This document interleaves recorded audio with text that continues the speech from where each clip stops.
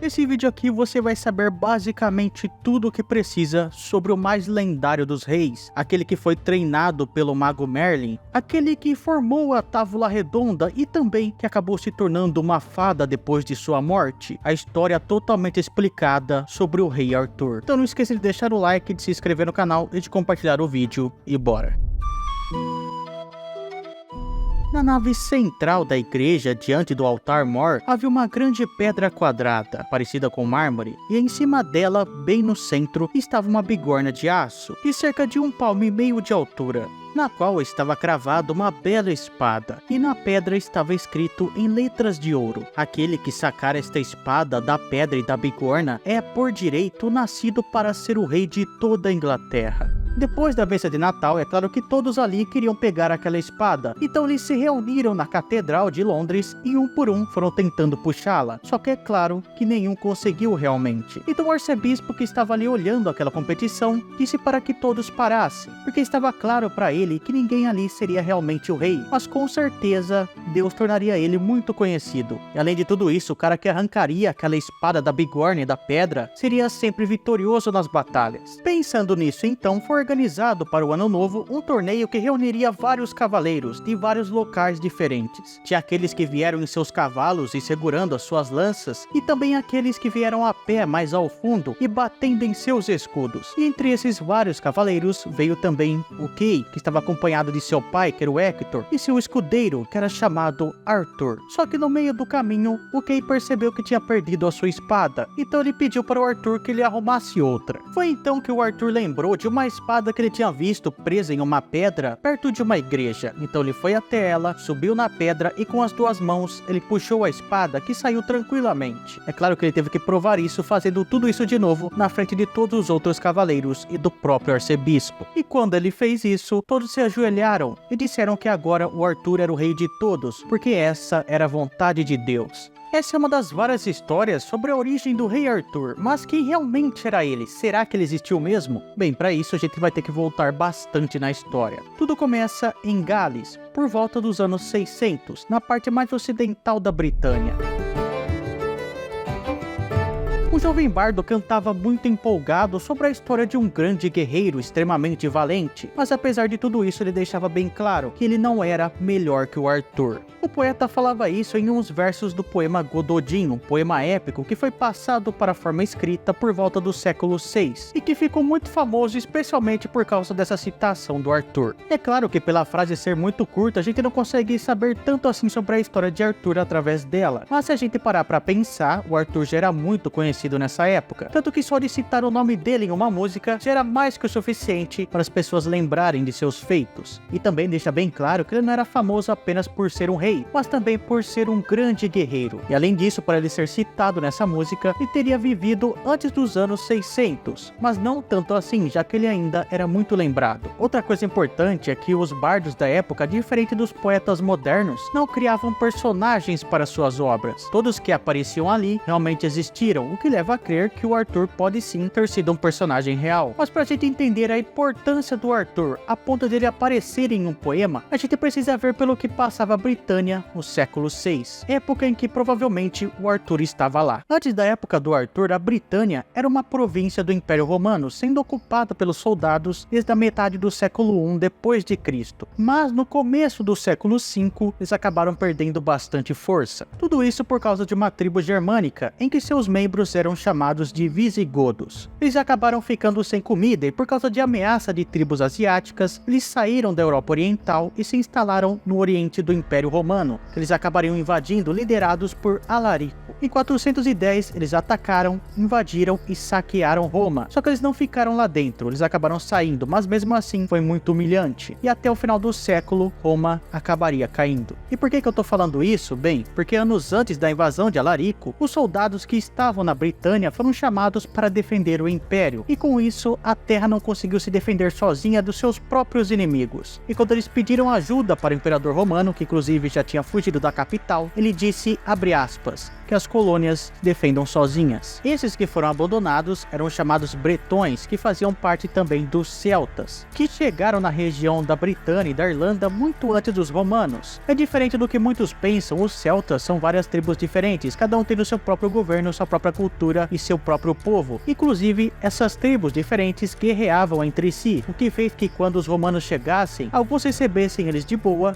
e outros guerreassem contra eles. É claro que aqueles que tentaram resistir ao Império Romano não tinham a menor chance. As legiões de soldados romanas eram feitas por 10 cortes e cada uma com 555 soldados mais ou menos, todos eles carregando espadas e escudos, e tinham também catapultas, bestas e muitas outras coisas. Além disso, a preparação dos romanos ia muito além disso. Eles podiam construir pontes, estradas e até cidades. Isso tudo fazia com que eles conquistassem o território muito facilmente. Na Britânia, essas cidades cruzavam toda a ilha, o que facilitava muito o comércio e muita comunicação. Além disso, o Império também encorajava os militares, falando que aqueles que ficassem nas colônias eram aposentados. Dessa união então de romanos e celtas surgiram os bretões. A influência do Império ali não foi pequena. As duas religiões, que eram até de certa forma parecidas, acabaram se juntando. E as fortalezas de barro e madeira acabaram se tornando meio que cidades para facilitar ainda mais o comércio. Mas assim, a saída dos soldados romanos ali da região não foi o fim da influência romana nos bretões, mas realmente deixou a região totalmente desprotegida, o que fez com que viessem celtas de todos os lados, mas com certeza os mais perigosos eram os saxões. O povo dessa tribo eram grandes navegantes. Eles atacaram cidades litorâneas de Britânia e entraram na ilha através dos rios. No começo eles apenas saqueavam, mas depois começaram a fazer meio que cidades ali na costa, e o estilo de vida deles começou a influenciar muito no estilo de vida deixado pelos romanos. O rei que parece ter sido mais importante depois da saída dos romanos foi Vortígeno, e apesar dele não ter governado Britânia enquanto eles estavam sob o comando dos romanos, ele meio que ajudava eles, por exemplo, mantendo a paz no limite do império. E apesar dele ter problemas com as tribos invasoras, ele fez grandes alianças políticas e venceu várias batalhas, e também conseguiu controlar grandes áreas. Com medo de duas tribos, os Pictos e os Escotos, o Vortígeno fez uma aliança com uma outra tribo, que eram chamados Jutos, que tinham dois líderes, o Hengist e o Horsa. E para esses dois, e também para os Anglos e os Saxões, o Vortígeno deu toda a região sudeste de Britânia, que curiosamente já estava sendo administrada por eles, mas enfim. E além disso, ele também pagaria um imposto anual para todos eles. E em troca, eles ajudariam contra os invasores do norte. Só que o que acontece? Com o tempo, essas tribos acabaram exigindo mais terra. O Vortígeno até tentou dar um jeito ali, falando que daria mais terras em troca de diminuição de impostos, mas não deu certo. O tratado acabou sendo desfeito e os saxões ainda começaram a saquear todo o reino. E aí, o reino de Vortígeno caiu. Então a liderança passa para Ambrosius, que já governava uma parte do reino independente do Vortígeno. Só que diferente do outro comandante, o Ambrosius era mais ligado ao Império Romano e também era cristão. E o cristianismo tinha chegado ali na região por volta do século II. E apesar de grande parte do povo ainda cultuar outros deuses, a aristocracia ali, que era mais ligada ao governo, era toda cristã. E além disso, o Ambrosius não confiava a defesa do reino aos mercenários, as tribos que eram pagas por Vortígeno.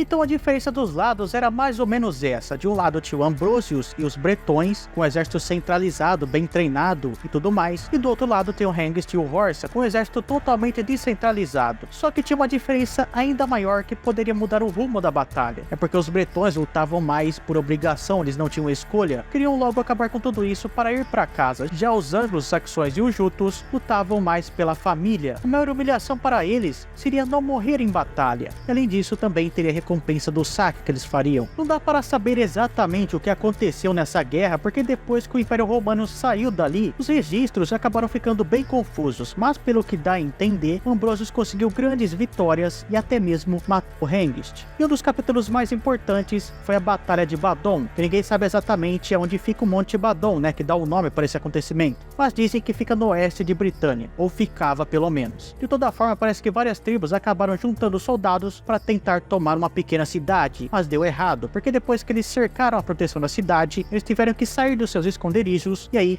os bretões atacaram. Mas essa derrota não fez com que os saxões desistissem, porém atrasou eles com a ideia de governar Britânia por cerca de 40 anos. Mas no final do século VI, a maioria dos bretões estava sob o domínio dos invasores. Inclusive foi através de uma dessas tribos, os anglos, que surgiu o nome pelo qual conhecemos os habitantes de Britânia hoje em dia, os ingleses.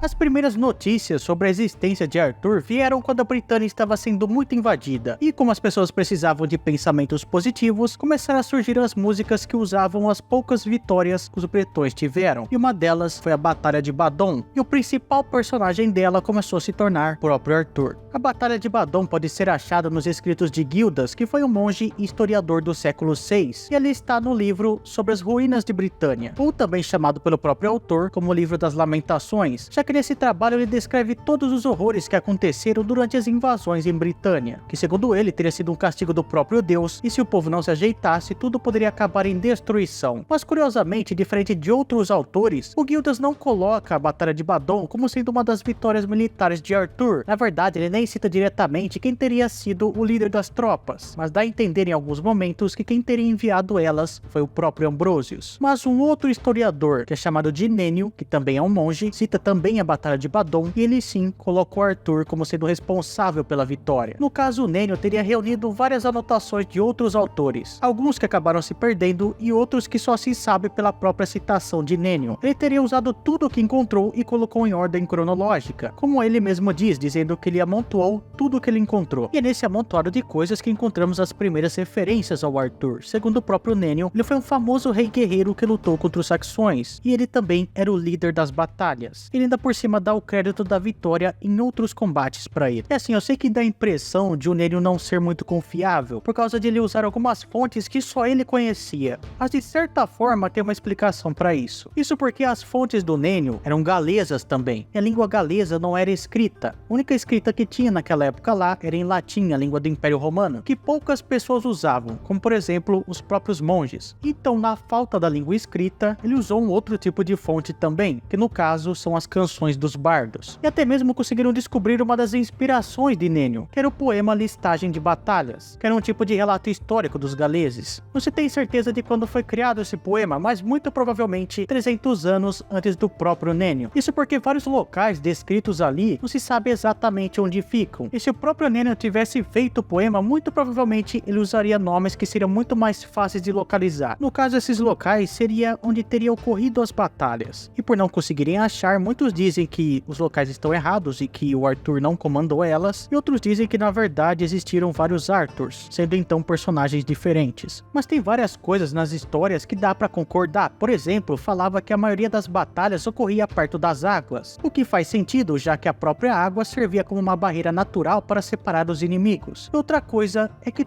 praticamente todos os autores, concordam que Arthur era um rei cristão. Ele dedicava sempre as suas vitórias a Deus. E por último, meio que o Arthur nas histórias acabou se tornando um semideus, já que, por exemplo, ele teve uma vitória em um único dia sobre 960 inimigos. A próxima aparição de Arthur acontece nos Anais de Gales, que ninguém sabe exatamente quem escreveu, mas foi por volta de 950 depois de Cristo. E nesse local é dito que nos anos de 517, o Arthur andava com uma cruz de Cristo desenhada em seu escudo, e ele venceu a Batalha de Badon, que durou 3 dias e 3 noites. E aqui também começa a aparecer um dos personagens mais famosos do universo do rei Arthur, que é o Mordred, mas aqui ele aparece como sendo um companheiro do rei, e não um sobrinho ou um filho como viria a ser futuramente. E na Batalha de Canlan, os dois acabam terminando a sua jornada. Agora, exatamente onde fica o reino de Canlan, assim como os lugares do Nênio, ninguém sabe dizer exatamente. Várias outras fontes ajudam a gente a entender mais sobre a vida de Arthur e o que ele representava. Uma delas seria um texto que junta fatos com lendas, que é chamado de Vida de Santo. Essas vidas nada mais são do que biografia de personagens religiosos que normalmente fundaram monastérios. E normalmente quem escreve esses arquivos são os monges dos monastérios, que têm o objetivo de glorificar, de aumentar a imagem dos fundadores, sem se preocupar em mostrar fatos realmente precisos. E algo muito comum nessas histórias é ter a conversão de um personagem que está com muitos problemas, e acreditem ou não, o Arthur aparece nesses relatos. Nessas histórias, o Arthur sempre aparecia como sendo um cara muito rude, muito bruto, e no final da história ele acabava se convertendo e até mesmo servindo ao santo da história. É claro que essas biografias servem muito mais para mostrar como a vida espiritual é superior à vida mundana, e o Arthur era muito bem usado nesse exemplo. E apesar da história ser mais fictícia do que real, ajuda a gente a entender a imagem do Arthur, até porque é nessas histórias onde aparece que ele é acompanhado de uma cavalaria e que ele é bretão, e é daí que surgem alguns personagens como Bedevere, o Kay e a Guinevere, que no caso,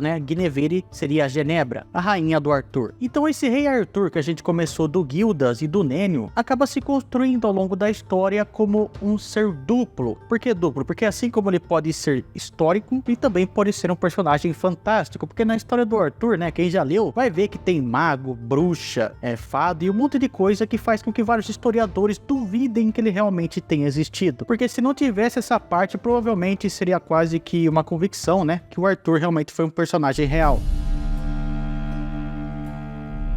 A história do Rei Arthur envolve dois tipos de conhecimentos, a história e o mito. No caso, história seriam fatos históricos, por exemplo, a história da humanidade. Já os mitos, né, passam até pela realidade, mas depois vai embora para a imaginação. E hoje em dia a gente até diferencia isso facilmente, né, a história do mito, mas antigamente não era assim. As duas coisas se misturavam bastante e ninguém se importava muito de separar, até porque para as pessoas da época, até os feitos mágicos eram reais. E o Rei Arthur é uma prova disso, tanto que os feitos mágicos do Arthur até meio que acabaram ofuscando o Arthur histórico, porque ele até começa com os pés no chão, né, se envolvendo em batalhas e tudo mais, batalhas que provavelmente realmente aconteceram, mas depois a história dele é totalmente enfeitada por feitos mitológicos e mágicos, e de certa forma foi isso que manteve a história dele até hoje bastante conhecida. Pra ser sincero pra vocês, já nas primeiras histórias, por exemplo na do Nênio, já tinha algumas coisas que eram meio milagrosas em relação ao Arthur. Por exemplo, diz que em um certo local tinha uma pilha de pedras, e bem no topo tinha um bloco onde estava uma pegada do Cabal, que é o cachorro de Arthur. E segundo o Nênio, toda vez que alguém pegava esse bloco e levava para longe, no outro dia ele estava de novo na pilha de pedras, não importando o tanto que a pessoa levasse esse bloco para longe. E em uma outra história sobre o filho de Arthur, que era o Ainir, que morreu e foi enterrado, diz que toda vez que alguém ia medir o túmulo dele, ele ficava maior. E daí pra frente, né, meio que o Rei Arthur acabou se tornando o imã de coisas milagrosas. Afinal de contas, ele era um guerreiro e um seguidor de Cristo agora. Como eu disse pra vocês lá atrás, os bretões acabaram surgindo do povo celta, só que os celtas acabaram meio que ocupando várias regiões. Entre elas tem, por exemplo, o país de Gales, que faz fronteira com a Inglaterra e divide várias histórias, e entre elas tem a do Rei Arthur. E a poesia galesa meio que influenciou muito na imagem mágica que a gente tem do Rei Arthur hoje em dia, só que em vez deles ligarem ele ao cristianismo, ligavam ele bastante aos deuses celtas. E em uma dessas histórias, meio que o Rei Arthur, junto com seus cavaleiros, estão explorando as fortalezas de alguns deuses. Eles acabam achando um item mágico, que é a vasilha divina, que não fazia comida para os covardes. E dessas histórias, talvez a mais completa seja de Coish e Owen, e no caso dela, o Arthur seria um personagem secundário, já que o protagonista seria o próprio Coish. Ele teria que fazer 12 trabalhos para se casar com a filha de um gigante, que é a Owen. E sim, esses 12 trabalhos lembram um pouco a história do Hércules. Bem, mas no meio da história, ele acaba indo até a corte de Arthur para pedir algumas dicas e também uma ajuda. E com o decorrer da história, ele acaba conseguindo a mão de Owen. Nesse conto também é apresentado pra gente alguns personagens da corte do Arthur, como por exemplo o Kay, Bedevere e o Gawain, e também um caldeirão mágico que é protegido por 9 virgens. Levando em consideração o Arthur histórico, tem duas maneiras da gente ver a história dele. A primeira é levando em consideração apenas os documentos, os poucos registros que tem, e a segunda forma é levando apenas em consideração os fatos que são inquestionáveis, que não dá pra gente duvidar. E pensando da primeira forma, a gente poderia dizer que o Arthur nasceu por volta de 475, em uma família galesa, em uma região que a cultura do Império Romano ainda era muito forte. Quando ele ainda era muito jovem, ele pode ter se juntado a Ambrosius, que estava procurando um sucessor. Com o tempo e com o treinamento, ele acabou se tornando um guerreiro muito habilidoso, que era líder do exército e também defendia o cristianismo. Ele acabou sucedendo Ambrosius e combateu os saxões, e a sua principal vitória foi na Batalha de Badon, por volta de 517. Então ocorreram os 40 anos de paz e depois ele morreu na Batalha de Canlan, em 538. Agora, se a gente levar apenas em consideração os fatos inquestionáveis, o Arthur seria definido basicamente como um grande líder militar que em algum momento teve uma grande vitória contra os saxões. E mesmo pensando dessa forma, tem muita gente que diz que sim, que em algum momento da história, algum Arthur deve ter existido e deve ter vencido os saxões. Agora, se ele era realmente o rei prometido, não dá pra saber. Mas independente da versão que você escolha, vai sempre acabar com o triunfo do Arthur acabando em algum momento, no caso, depois dos 40 anos de paz. E aí os saxões invadiriam novamente e conquistariam quase toda a Britânia, com exceção de Cornualha, Gales e Escócia. E com isso, vários bretões acabaram fugindo para o noroeste da França, formando uma região que se chamaria Bretanha. E por causa dessa baita derrota, digamos assim, né, era para a história do Arthur acabar meio que sumindo. Afinal de contas, são os vitoriosos que contam a história. Mas isso, curiosamente, não aconteceu. Em 1066, os normandos, que era um povo escandinavo, conseguiram conquistar a região de Britânia depois de derrotarem o rei Herodo, e com isso mudaram muitas coisas ali na região. Por exemplo, o francês acabou se tornando a língua oficial e os famosos castelos de pedra começaram a se espalhar pela região também. E foi nessa situação que a lenda do Arthur voltou a ficar muito famosa, muito por causa de uma família que participou da invasão normanda, a família do qual fazia parte o principal autor do rei Arthur, o Geoffrey de Monmouth. Em 1137, o Joffrey começou a reunir todas as histórias do rei Arthur em apenas um local, em um livro que é chamado A História dos Reis de Britânia. Obviamente, o livro era em latim, mas mesmo assim fez muito sucesso e influencia até mesmo hoje em dia. E o Joffrey foi muito responsável pela popularização do rei Arthur, mas ele não fez essa história pensando em vender o livro dele ou em conseguir o favor de Deus como os monges fizeram. No caso, ele queria muito o apoio de um patrão nobre e poderoso, e esse era o Conde de Gloucester, para quem ele escreveu essa história. Aí no caso, o Conde teria interesse nessa história porque os normandos precisavam de um rei para competir com a popularidade do Carlos Magno, que era o rei dos francos. Já outros dizem que o real motivo da escritura dessa história foi porque os normandos precisavam de uma herança para ser seguida, e a região que eles tinham conquistado tinha uma herança e tanto. E o melhor sistema conhecido pelos normandos naquela época era o sistema romano, que inclusive na história de Joffrey diz que o primeiro rei de Britânia foi Brutus, dos romanos, e depois até mesmo o rei Arthur conseguiu conquistar tudo que restava do Império Romano, o que para os normandos era uma herança e tanto. Tem algumas coisas meio curiosas sobre o Joffrey. Por exemplo, dizem que na verdade ele não teria escrito esse livro, mas na verdade traduzido para o latim uma versão que já existia, que teria sido escrito por Walter, o arquidiácono de Oxford. No entanto, naquele tempo não tinha línguas britânicas escritas, ou seja, não tinha algo para ser traduzido, e atualmente até ninguém mais acredita que existe esse tal de Walter aí. O primeiro rei na listagem de Joffrey, como eu falei para vocês, é o Brutus, o neto de Enéas, e faz parte da história da Enéada, lá da mitologia romana, que fugiu de Troia e teria sido o primeiro ancestral de Roma. Se for ver, o Joffrey apenas segue o que Virgílio faz quando ele cria personagens com ancestrais honrados, mas assim como Enéas de Virgílio, o Brutus de Joffrey é fictício, ou seja, ele não existiu na verdade. Apesar do livro em si do Joffrey ter pouco valor como documento histórico, ele é muito importante para a fama do Arthur no futuro. Nessa história, o Arthur é de longe o mais importante de todos os reis britânicos. Quase um quarto do livro é dedicado só para ele, e como fonte o Joffrey utilizou o próprio Gildas, o Nênio, lendas galesas, lendas britânicas, lendas da Europa continental e até mesmo a própria imaginação dele. Na verdade, o livro dele depende muito mais do talento dele do que das próprias fontes. E a primeira história do Arthur que ele conta é simplesmente incrível. E se trata do nascimento de Arthur, e ele foi o primeiro a fazer isso, porque até então não existia uma história real sobre a origem dele. Quer dizer, real e fictícia, como vocês vão ver. Uther Pendragon, depois de ver Igraine, que era a esposa de Gorlius, o duque de Cornualha, que estava andando por ali em uma festa de Páscoa, acabou ficando apaixonado. E para ajudar o Uther nessa situação, a gente tem a presença de um novo personagem, que é o Mago Merlin. Eu tenho até um vídeo sobre ele aqui no canal, mas resumidamente, o Merlin vem de uma outra lenda, que é de um profeta chamado Myrdin, que era muito famoso nos reinados de Ambrosius e também de Vortígeno. Mas o Merlin de Joffrey é bem diferente, isso porque o Joffrey dá pra ele poderes mágicos, transforma ele em um sábio, e que acabaria dominando toda a história. Então, de uma maneira muito parecida com os Zeus, o Merlin acaba transformando Uther no Duque de Cornualha. Então ele vai até o quarto de Igraine, que pensa que está vendo ali o marido dela, e se deita com ele. Nessa noite então é concebido o mais poderoso e o mais famoso dos reis de Britânia,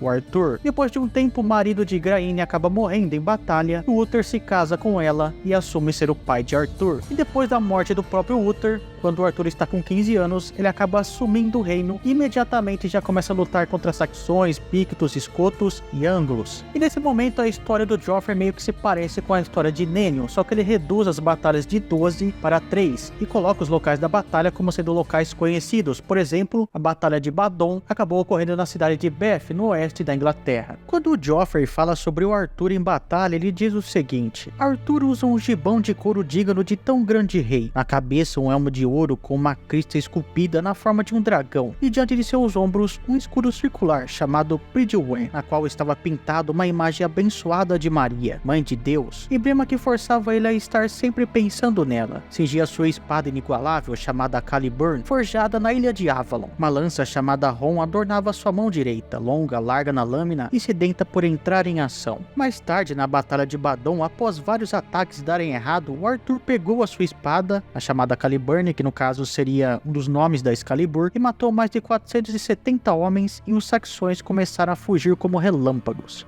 E depois de vencer os invasores, o Arthur se casa com uma bela jovem, que seria a mais bonita da ilha, que é de uma família nobre romana, chamada Ganhomara, que mais tarde se chamaria Guinevere e aportuguesando se chamaria Genebra. Então se passam 12 anos de paz, onde Arthur acaba controlando também Noruega, Dinamarca e Gália, apesar que muitas das conquistas citadas pelo autor devem ser só da imaginação dele mesmo. Então para mim acontece uma das maiores reviravoltas de todas as histórias. O Arthur acaba voltando para a Britânia para ser coroado rei, só que no momento da coroação, tudo acaba sendo interrompido porque tinha chegado uma mensagem do imperador romano, que era o Lúcius, que estava cobrando impostos do Arthur. Mas o Arthur resolve não pagar, porque ele lembra que quem ocupou a região de Britânia foram os romanos, e eles que deveriam pagar o imposto. E para fazer isso, então, ele parte para uma viagem para encontrar o próprio Lúcius, e com ele vai o seu embaixador, que é o Gawain, que acabaria desafiando o próprio Lúcius. Mas quando o Arthur está quase entrando em Roma, ele acaba recebendo uma mensagem de que seu sobrinho, o Mordred, tinha se autoproclamado rei de Britânia e estaria reinando ao lado da Guinevere. Então o Arthur volta para a Britânia junto com Gawain, que acaba morrendo ao desembarcar, e começa uma perseguição por todos aqueles que estão servindo a Mordred, até a Cornualha. E na batalha final, o Mordred acaba morrendo e o Arthur também é muito ferido, só que ele não morre ali, ele é levado até a ilha de Avalon, onde teoricamente ele seria curado. Só que a saída de Arthur até Avalon é a última coisa que se sabe sobre ele, de acordo com o Joffrey. Até que em 542, um sucessor do trono é escolhido, um cara que é descendente de Arthur, chamado Constantine. O Arthur de Joffrey está mais para um semideus do que um homem. Mesmo ele estando em desvantagem, ele derrota inimigos aos montes. Ele luta ferozmente em nome de Britânia e de Cristo, contra os inimigos mais selvagens possíveis, que eram considerados os escotos e os pictos. Ele leva eles a estado em que eles simplesmente resolvem fugir dali, indo por exemplo para a ilha do Lago Lomond. Olhem por exemplo um relato de uma história. O Arthur reuniu uma frota de barcos e navegou pelos rios, sitiando seus inimigos durante 15 dias, reduziu-os a um estado de fome que eles simplesmente morriam aos milhares. Tratou-os com uma severidade sem paralelo, não poupando nenhum dos que caíram em suas mãos. Como resultado, todos os bispos dessa infeliz região, com todos os padres sob o seu comando, descalços, com as relíquias de seus santos e os tesouros das suas igrejas, reuniram-se para suplicar ao rei que poupasse seu povo. Mas no caso do Joffrey, o Arthur rei, o Arthur governante, é bem menos importante que o Arthur guerreiro, embora ele tenha focado também na história da coroação, que muitos dizem que ele descreveu se baseando nos costumes da época. A história dos reis de Britânia foi traduzida para várias línguas, e entre elas o francês, que foi feita pelo poeta Wace, que acrescentou duas coisas na história. A primeira é a Távola Redonda, que é onde os guerreiros e o rei Arthur se reuniam, e também disse que em um certo momento o rei Arthur voltaria para a Britânia para reinar novamente. E o poema de Wace foi traduzido por um padre, o Lyman. Ele acrescentou também que no momento que o Arthur foi levado para Avalon, tinha algumas fadas no barco, e quando chegasse lá na ilha, ele seria cuidado pela fada Morgana, até que um dia ele voltaria para a Britânia.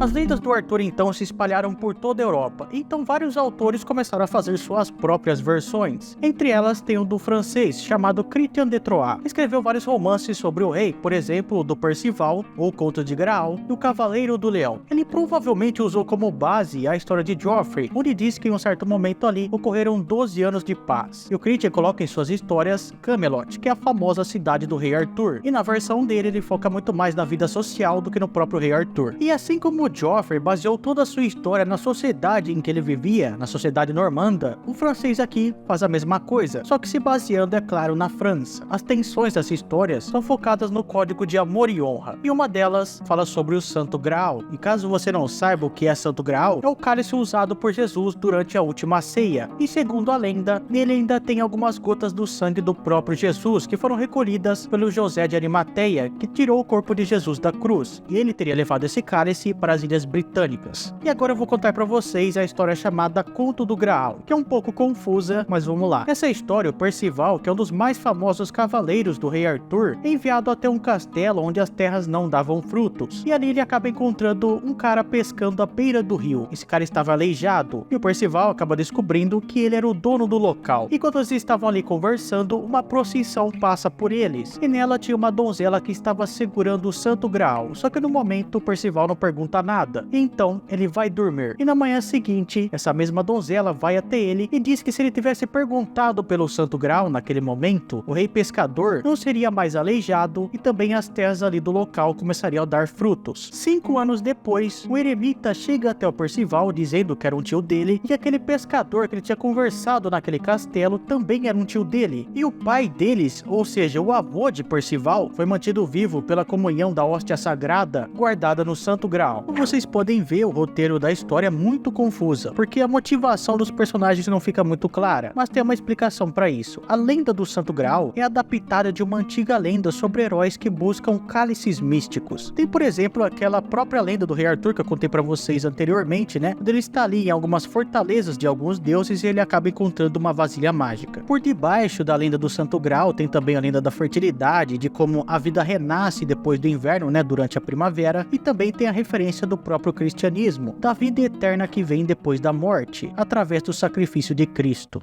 O Christian também acabou usando nas histórias o Lancelot, que talvez seja o mais famoso dos cavaleiros de Arthur, e não é à toa, porque ele tinha basicamente tudo o que precisava para ser um cavaleiro. Ele era muito bom em batalha, também era generoso, tinha muita cortesia e tinha o chamado amor de cavaleiro. Amor de cavaleiro era o oposto do amor dos nobres, porque naquela época as pessoas não se casavam porque queriam, mas sim porque tinham interesses sociais e políticos. Não que hoje em dia não tenha isso também, né? E no caso, o amor relacionado aos cavaleiros era muito mais sentimental, muito mais humano. Isso é demonstrado por Lancelot quando ele tem interesse na rainha Guinevere, sim, a rainha do Arthur. E é claro que um cavaleiro se interessando pela rainha daria problema. Isso porque o Lancelot quer tanto demonstrar o amor dele pela Guinevere e começa a fazer tudo o que ela pede, mesmo que isso acabe resultando, por exemplo, no fim da Távola Redonda. E de fato, esse amor, esse romance entre a Guinevere e o Lancelot é o início do fim da Távola Redonda e do próprio rei Arthur. E já que eu falei o nome do Percival e do Lancelot aqui, vou falar pra vocês também o nome de outros cavaleiros do rei Arthur, no caso dos 12 que seriam os principais, porque a lista pode ir até em 150. Então são eles: o Kay, Lancelot, Gaheris, Bedivere, Lemorak de Gales, Gawain, Galahad, Tristão, Gareth, Percival, Bors e Geraint. E o outro cavaleiro desses daí que tem uma história parecida com Lancelot é o Tristão. No caso, ele tinha um tio, que era o rei Mark de Cornualha. Ele ganhou um favor desse rei assim que ele matou um guerreiro irlandês, chamado Morroth. E o Tristão tinha se ferido na batalha, ele estava ali se cuidando da própria Irlanda. E lá, ele conhece uma mulher chamada Isolda, que ele não sabia que era sobrinha de Morroth. E a Isolda também não sabia que o Tristão tinha matado o tio dela. Bem, e assim que ele volta para Cornualha, o rei Mark acaba sendo obrigado a se casar com a Isolda, e quem busca ela é o próprio Tristão. Só que quando os dois chegam no castelo, sem querer eles acabam tomando 2 poções do amor. E isso, é claro, é um problema porque eles começam a viver uma vida de amantes ali. E em um certo momento da história, o Tristão é exilado e acaba sendo ferido por uma lança envenenada. E só dá tempo da Isolda chegar até ele e ver que ele tinha morrido, e não aguentando, ela vai de base também. Como vocês viram nessa história do Graal e como vocês viram nessa história e também na do Graal, não tem a presença direta do Arthur, mas só das pessoas imaginarem que ele estava lá é o que dá dignidade nessas histórias.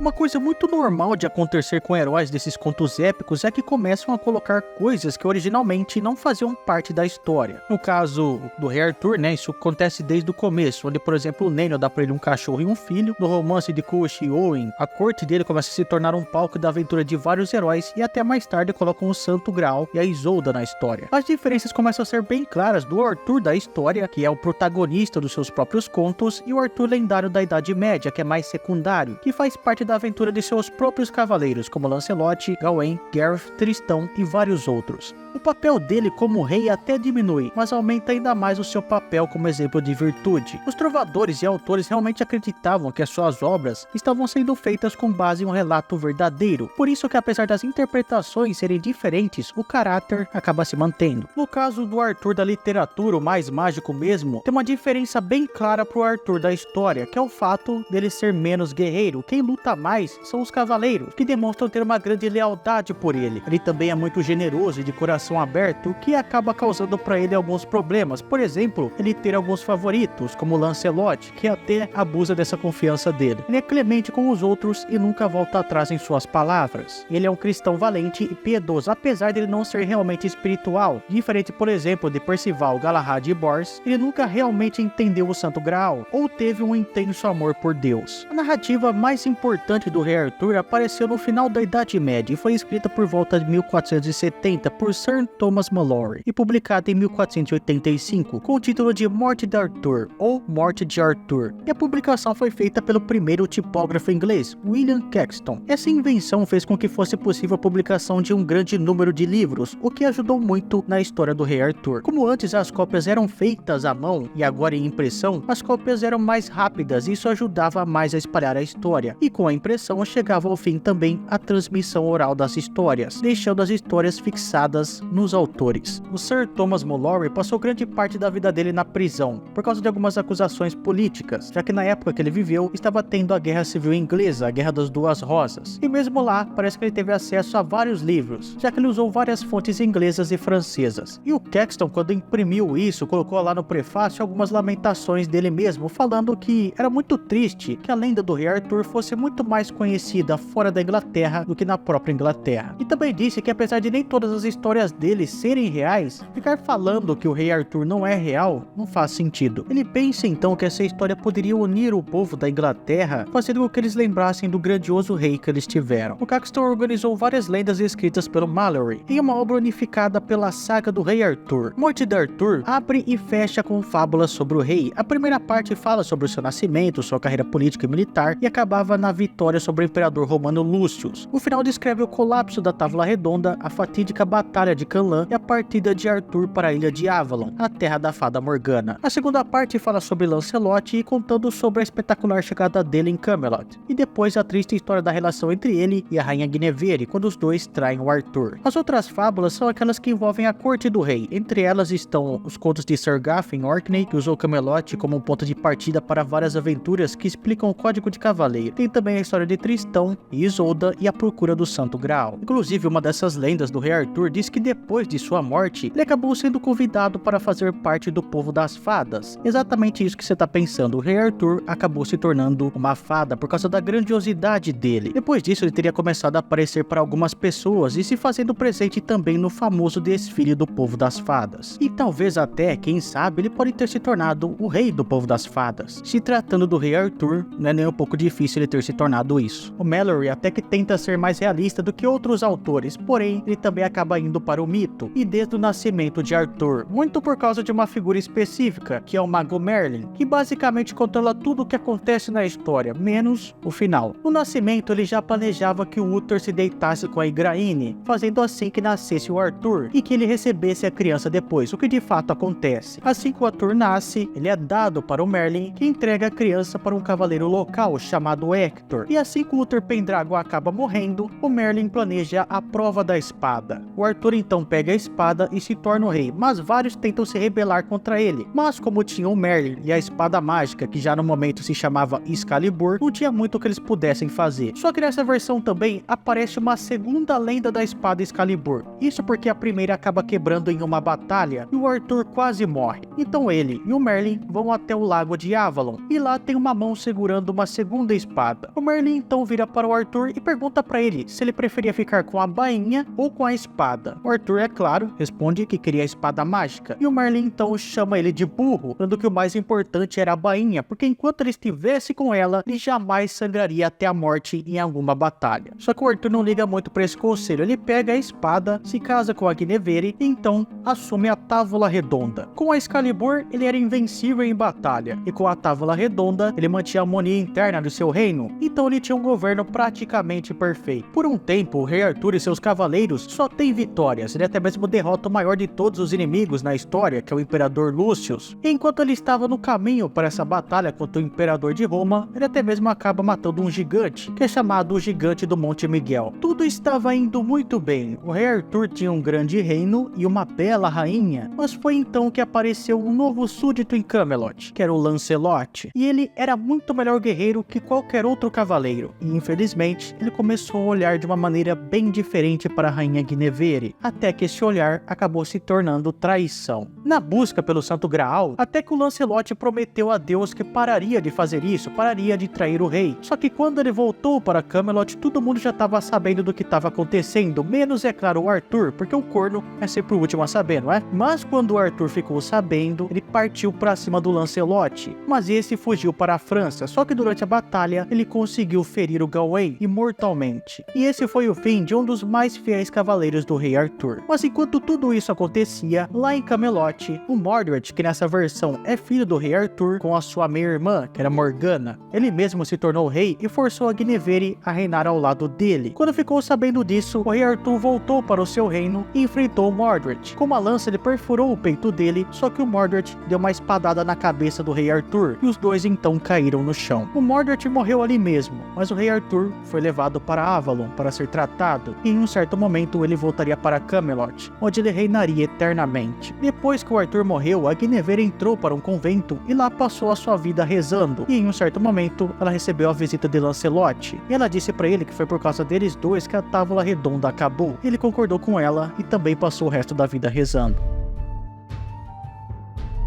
O universo de Rei Arthur tá aí até hoje em dia. Tem alguns desenhos sobre ele, né? Como por exemplo, aquele da Netflix, o Caçadores de Trolls. Tem todo o universo baseado no Rei Arthur. Tem Nanatsu no Taizai. Tem o Mordred e a Morgana como vilões da Liga da Justiça. Tem o desenho da Disney. Enfim, muita coisa. De toda forma, sobre a época da Britânia antes do Rei Arthur, a gente tem muita coisa. Mas da época do Rei Arthur mesmo, não tanto assim. Muito disso porque, diferente dos romanos, os bretões usavam alguns materiais mais ruinzinhos para fazer as coisas, como por exemplo para construções eles utilizavam barro e madeira, e para roupas, pele e pano, o que se perde ao longo do tempo. O que a gente tem é, por exemplo, alguns escudos de latões, espadas de ferro, algumas joias e etc. Uma das últimas buscas sobre evidências físicas do rei Arthur aconteceu no século XII, com o rei Henrique II, porque começou o rumor ali no oeste da Britânia de que a cidade de Glastonbury seria onde o rei Arthur estaria enterrado, ou seja, essa cidade seria a ilha de Avalon. E tem até um pesquisador arturiano chamado Geoffrey H, que diz que a região era cercada por lagos e pântanos, e quando chovia parecia realmente uma ilha. Diziam que o rei Arthur estava descansando em uma abadia naquela região. Então, a pedido do rei, uma busca começou, porém muito pouco foi feito durante alguns anos. Em 1184, a abadia acabou pegando fogo, mas dizem que mais tarde, quando Henrique II já tinha morrido, encontraram uma tumba. O monge que viveu na época a descreveu da seguinte maneira: 10 palmos abaixo, os escavadores encontraram uma placa de pedra e uma cruz indicativa com a inscrição Hic Jacet Sepultus Inclitus Rex Arturus in Insula Avalonia, que quer dizer aqui jaz o ilustre rei Arthur, na ilha de Avalon. 13 palmos abaixo desses objetos descobriram um grande caixão feito de tronco de carvalho escavado, enterrado no solo com uma ligeira inclinação. Dentro dele estava o esqueleto de um homem, alto com o crânio machucado, e também alguns ossos mais finos, como uma mecha de cabelo louro, presumidamente os restos da rainha de Arthur. Mais tarde, o relato foi continuado pelo monge Adam de Domerham. O abade e os monges retiraram os restos e transferiram eles alegremente para a grande igreja, colocando em um túmulo duplo, magnificamente esculpido. O corpo do rei foi colocado na cabeceira do túmulo e a rainha aos pés, ou na parte oriental, e lá permanecem até hoje. O Domerham até continua dizendo que o seu rei, o Lord Edward, e a sua esposa, Lady Eleanor, foram até Glastonbury para celebrar a Páscoa, e na terça-feira seguinte, ao anoitecer, a sepultura do rei Arthur foi aberta para o atual rei local. Ali estavam os dois caixões pintados com as suas imagens, separados. O esqueleto do rei Arthur, que era grande, e da Guinevere, que o Domerham diz que era de beleza inigualável. No dia seguinte, o rei recolocou os esqueletos do rei Arthur e da rainha, cada um em seu próprio caixão, depois de ter colocado eles em um tecido bem caro, e quando estavam sendo lacrados, ele decidiu que o túmulo seria colocado de frente para o altar-mor, após após a remoção das cabeças para veneração. As marcas da localização desse segundo túmulo foram descobertas em 1931, só que a sepultura, assim como o resto da abadia, foram destruídas durante a Reforma, no século XVI. Os esqueletos que diziam ser do rei Arthur e da rainha jamais foram achados. Porém, é duvidoso esse relato, já que achar cabelo louro depois de tanto tempo assim parece meio criação dos monges. Então não dá para afirmar que Glastonbury era realmente o local do túmulo de Arthur. Alguns pesquisadores tentaram achar marcas terrestres mais evidentes, por exemplo, a pesquisa arqueológica realizada em Southcanterbury, onde estavam procurando o castelo de Arthur, em Camelot. Entre 1966 e 1972, o Comitê de Pesquisas de Camelot, que teve Geoffrey Waish como cofundador, descobriu alguns vestígios de uma coluna fortificada, que eram enormes anéis concêntricos de aterros, cobrindo mais de 7 hectares, e contornavam uma fortificação que só um poderoso chefe militar poderia ter tido. Artefatos foram encontrados no local que mostravam que possivelmente o castelo foi muito usado no século VI. Os arqueólogos localizaram também buracos cavados em certos lugares que antigamente haviam sido colocados postes para sustentação de construções de madeira, e lembra muito fortes romanos na época antes de Arthur, porém nunca teve provas que ele teria vivido ali. Além desses lugares, também tem outros que seriam associados ao grande rei. O mais conhecido é Tintagel, na Cornualha, onde teria um castelo no alto de um penhasco, onde pensam que o Arthur teria sido concebido e nascido. Sobre o castelo existe uma enorme caverna, que é chamada de Caverna de Merlin. Em vários outros lugares tem relação com essas histórias. Se você assistiu o vídeo até aqui, não esqueça de deixar o like, se inscrever no canal e também compartilhar o vídeo, porque ele deu um trabalhão, hein? Espero que você tenha gostado e a gente se vê na próxima.